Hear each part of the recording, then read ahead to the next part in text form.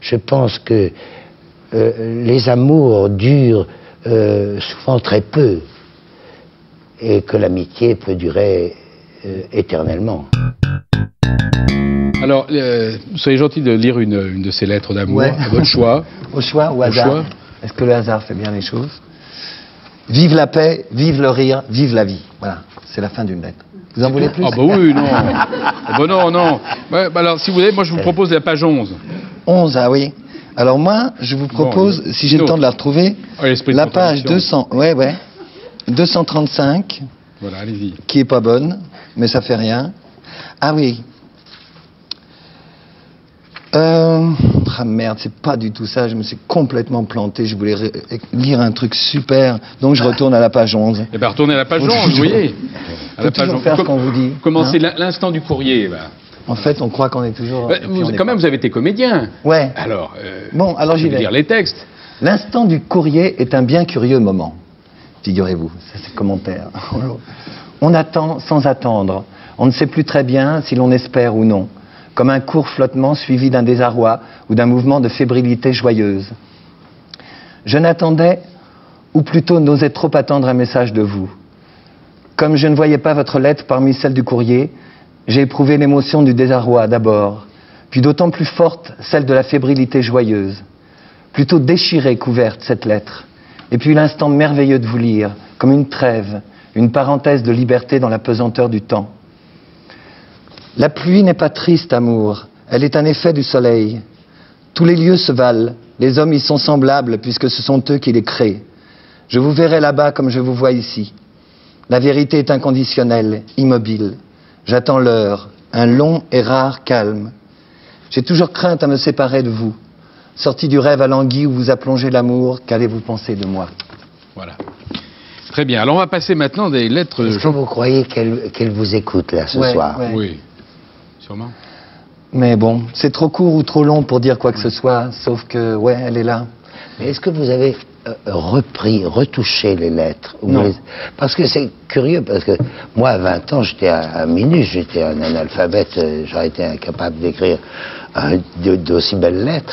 Et j'ai cru que vous aviez corrigé un peu pour le style, quoi, tout simplement. Non, pas du tout. Non, parce que quand j'avais 17 ans, 18 ans, je me suis mis à écrire beaucoup, juste avant de partir. Et d'ailleurs, c'était marrant parce que c'était Jean Cocteau qui était la personne qui m'a le plus impressionné pour écrire. Et vous n'en parlez pas dans vos lettres? Non. Non, mais c'était une personne qui était très forte parce que j'avais travaillé le menteur aussi. J'avais travaillé le monologue et puis j'avais lu le grand J'ai jamais osé interpréter le menteur. J'ai toujours eu peur de me casser la figure. Mais j'ai interprété au cours, quoi. J'ai travaillé chez René Simon. Oui. Mais vous êtes admirateur de Cocteau? Ah oui. Ah oui? De Cocteau, ah oui, complètement. Ah ben voilà qui est... Ben, même c'était étrange parce que pendant que je tapais les lettres à la machine, parce que j'ai voulu les taper moi-même, j'étais en train de lire le journal d'un inconnu et c'était vraiment Cocteau qui me tenait la main parce qu'il y a des moments où je doutais de continuer ce travail, de même les publier. Je me demandais si bon ça valait la peine ou pas. Et je lisais le journal d'un inconnu et puis aussi Portrait souvenir. Et puis c'est incroyable parce que Jean Cocteau, il y a tellement de nourriture dans ce qu'il dit, parce que c'est un homme qui parle avec son cœur, et alors n'importe qui peut comprendre, entendre ce qu'il dit. C'est toujours clair, voilà ce que je veux dire. C'est un poète, mais dans le vrai sens du terme, c'est-à-dire un vrai homme. Je suis heureux que quelqu'un de votre génération dise ça, parce que pendant la vie de Cocteau, on a beaucoup nié le cœur de Cocteau. Bah, le cœur, il est là, hein. Oui. Il est là dans cette correspondance. Alors pourquoi avez-vous pris le parti de publier cette correspondance de votre vivant? Souvent, ça se publie Parce après... que, d'abord, quand j'ai fait le spectacle Cocteau-Marais, j'ai relu toute l'œuvre de Cocteau, donc c'était la première fois que je lisais tout d'un coup, puisque c'était toujours durant ma vie ou durant les créations de Cocteau et au fur et à mesure des créations de Cocteau. Et comme dans ce spectacle, je voulais qu'il n'y ait pas un mot, une phrase qui ne soit pas de Cocteau, puisque c'était un montage avec des textes de Cocteau, j'ai relu aussi la correspondance que j'avais pas relue depuis des années, et j'ai été vraiment touché aux larmes. Et je me suis dit, il faut les publier parce que c'est la preuve que Cocteau n'est pas l'être qu'on a fait de lui pendant sa vie. C'est-à-dire que Jean Cocteau disait toujours « Je n'aimerais pas rencontrer la personne qu'on fait de moi, je n'aimerais pas lui serrer la main. » Et parce qu'on en faisait quelqu'un de machiavélique, de rusé, de malin, de menteur, de sans cœur, de dur, de méchant. Et ça me révoltait, puisque moi, en 25 ans, j'ai vu et compris qu'il n'était que bonté et générosité. Oui, mais dans votre préface, vous dites que vous l'avez publié toutes ces lettres de votre vivant, craignant qu'après votre mort, on les interprète mal. Ou qu'on publie, non, ou avec des commentaires qui seraient désagréables pour Cocteau, ou aussi ne publiant que certains passages qui nuiraient à Cocteau sans les autres lettres.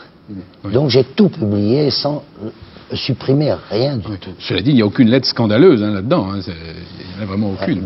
Alors, dans votre texte, vous parlez, ça m'a beaucoup surpris, vous parlez de 25 ans d'amitié avec Jean Cocteau. Oui. Lui, Jean Cocteau, il ne parle que d'amour avec vous.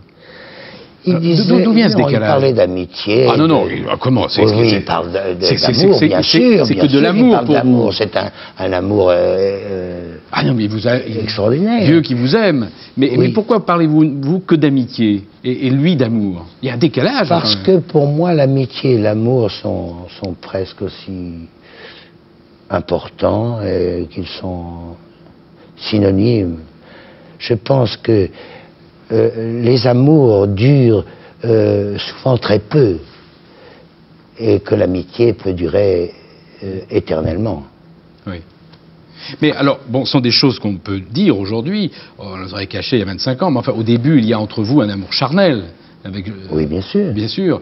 Et comment vous le retrouvez à travers toutes ces lettres ces élans Moi, les lettres sont souvent pas à mon avantage, surtout les premières, mais ça m'est égal, parce que moi, ce qui compte, c'est Cocteau, c'est pas moi. Oui, d'ailleurs, mais il parle beaucoup, il n'y a pas vos lettres. Mais souvent, il vous félicite de vos lettres. Il n'y a pas mes lettres, parce que d'abord, j'ai pas retrouvé toutes mes lettres. Alors, c'était difficile de pas mettre toutes mes lettres. Et ensuite, le style de Cocteau, bien qu'il n'est jamais littéraire, non, pas du tout, il est pas très du simple. tout, mais le style est d'une telle beauté que les miennes aurait fait que le livre aurait boité, si vous voulez. Parce que tout d'un coup, on aurait lu une lettre de Cocteau avec ce style extraordinaire qu'il a, et puis tout d'un coup, le style d'un primaire et analphabète de Jean Marais. Oui, alors au début, 38-39, c'est la grande passion, et on le sent quand même très jaloux. Très jaloux parce que... Il n'a jamais été jaloux. Écoutez, quand il dit « Mes révoltes, mes souffrances ne viennent que d'un pauvre réflexe animal. L'idée de toi entre les bras d'un autre, ou tenant un autre dans tes bras me torture. Seulement je veux m'y habituer, savoir que ta bonté infinie m'en a de la reconnaissance. » Mais il souffre quand même. C'est pas de la jalousie, il souffre. On peut souffrir sans être jaloux. Oui. C'est la générosité même. Ah, c'est vrai, Ce qui compte, c'est mon bonheur à moi.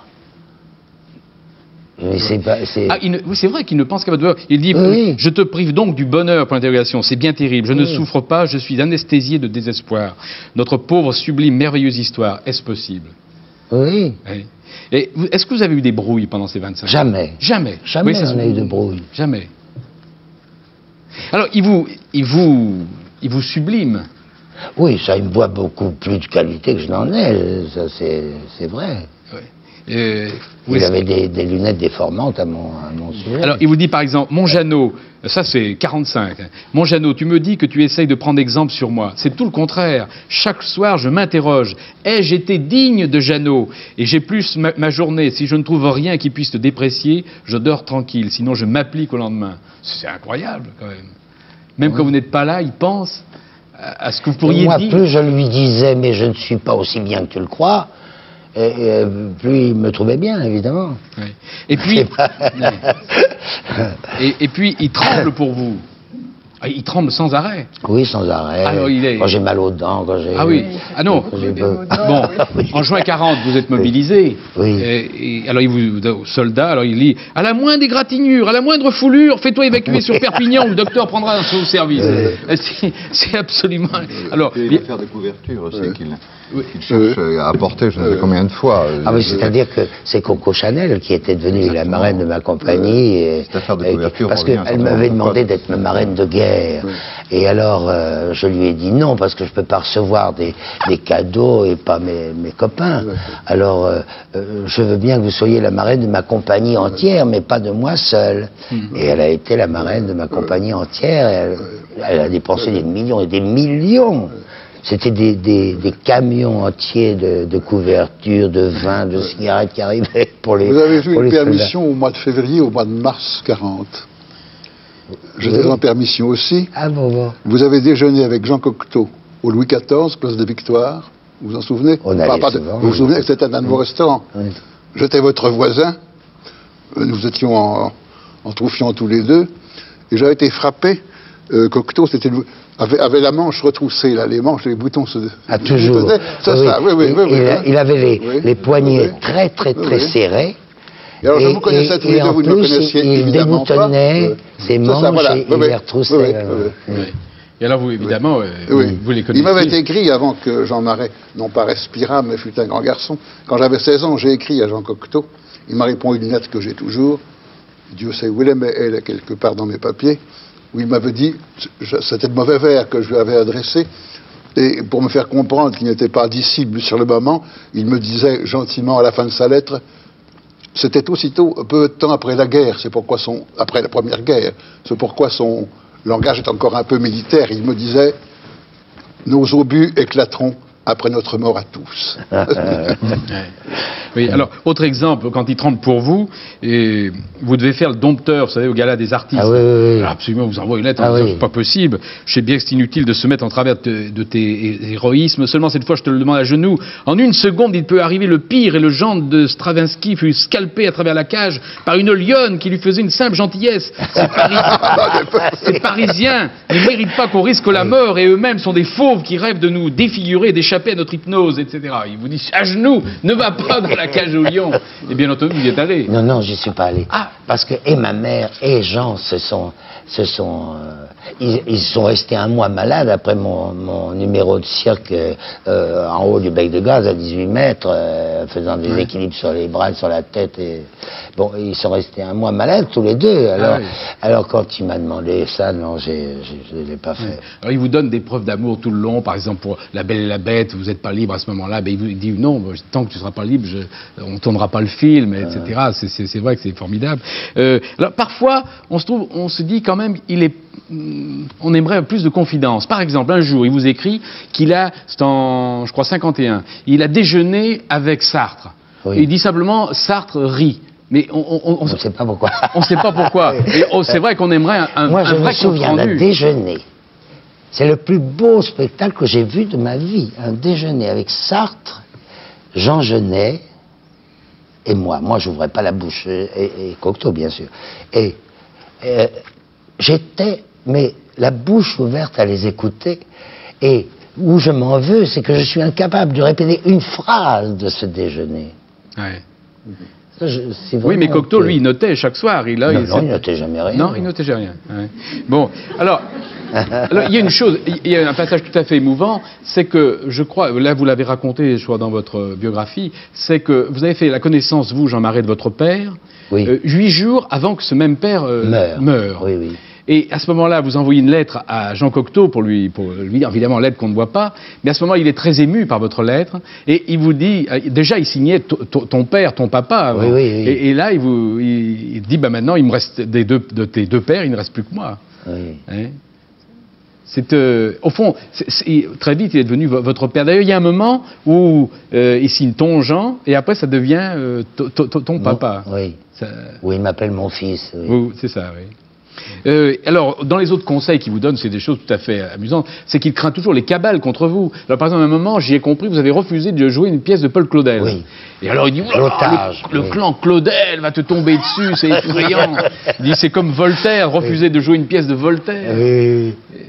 Et puis, J'ai pas joué la pièce d'ailleurs. Vous n'avez pas joué? Non. Mais il a dû être fâché contre vous. Qui est Claudel? Non, Non, Cocteau. Ah, Cocteau, non. Il n'était jamais fâché.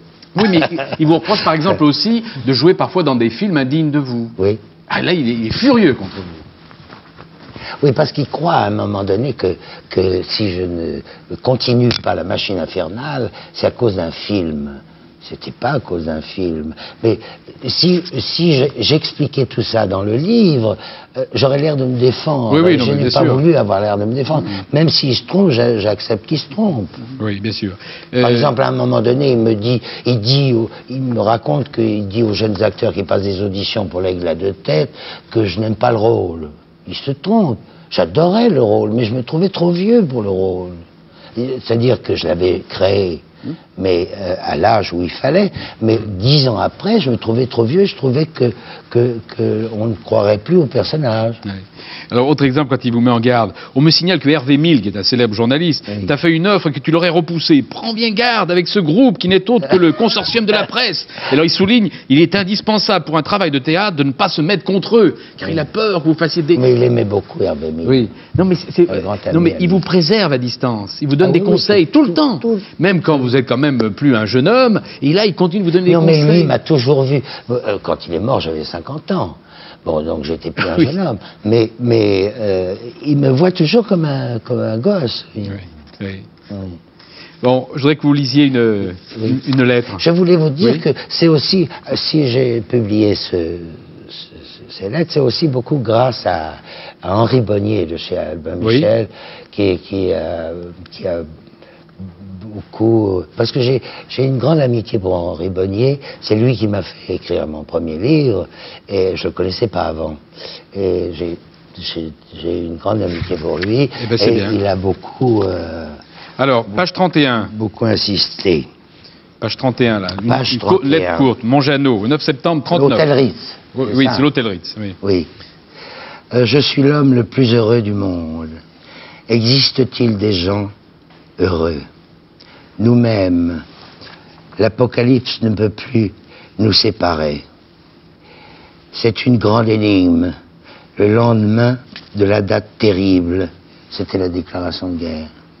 J'ai senti un calme formidable. C'était la certitude prodigieuse de ton... Parce que j'ai pas mes lunettes, alors c'est très difficile de lire. Et de mon cœur, qui voyage et qui se noue. Comme les ondes. Comme les ondes. C'était les ondes de notre amour qui se mélangeaient, qui chantaient dans le silence. La gloire est peu de choses à côté de l'amour. Notre gloire est de nous aimer. Je suis heureux de t'aimer. Cette petite phrase de toi vaut qu'on paye cher sa chance. J'accepte à cause d'elle ce drame et ce tunnel où nous sommes engagés. Je plains les neutres qui n'aiment pas de toute leur force. Voilà, c'est une belle lettre d'amour aussi. Merci.